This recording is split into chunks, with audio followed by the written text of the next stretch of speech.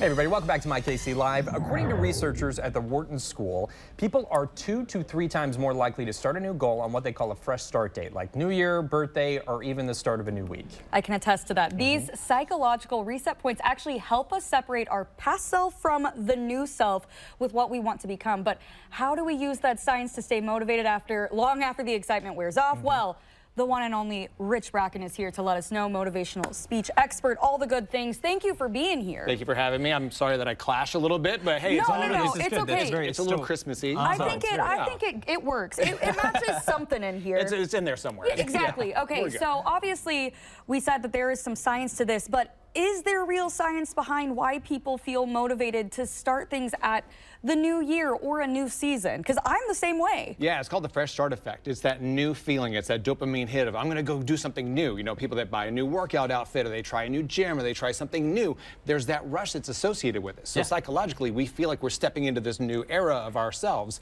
and it's that rush that we feel in that moment. Yeah. So you get the rush initially. Why do people though usually abandon that after a few weeks or something? Two huge reasons, right? With New Year's resolutions, it's the same thing. Okay. Two things. Number one, we don't put a structure behind the change. So we're just saying, I'm going to go lose weight, or I'm going to go get in shape, and there's no plan behind it. And then also we shoot too high. So we say, well, I'm going to go do this big thing, but we don't really have the micro goals that help us get to that point. So once we shoot high and we see that little bit of increase, that's great. But if something goes sideways, we all of a sudden feel like we failed because we had not hit that big goal. Yeah. Well, then how can we use new beginnings throughout the year, not just January, to kind of help keep us motivated, I guess? Right, and you hit on the intro too. You can start at the start of a new week. You can start it tomorrow. You know, anything you need to do to replenish that energy, figure that out. It could be the first of the month, first of the week. I was going to say, there are so many times that I'm like, all right, on the first of the month, I'm going to start eating so healthy, and then it's like, well, maybe next month. Right, but give yourself grace in that moment and say, okay, maybe I didn't start off well, but I can always start tomorrow in a better foot. You know, that way, you're reestablishing that rush and reestablishing that confidence in your goal pursuit. Sure. Okay, so if we were to turn this into like a plan, what are some strategies then to help us do this? The number one thing that you can do is identify yourself with the goal. Instead of saying I have to walk 10,000 steps, say I am somebody who walks daily. When you identify your identity with the associated goal, it actually is easier. So if you don't hit that goal of 10,000 steps, that's fine.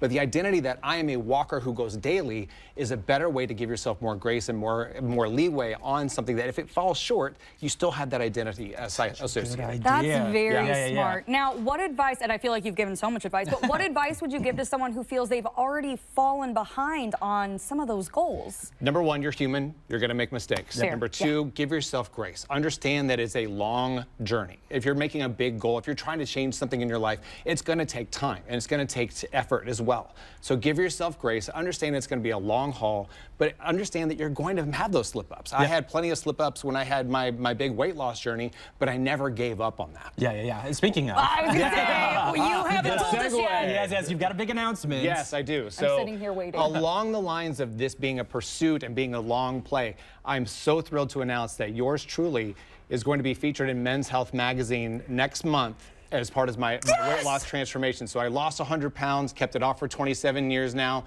and it was a goal when I lost it to be in Men's Health. And that is actually coming true next month. I'm so excited. That's amazing. Rich Bracken. All right, let's go.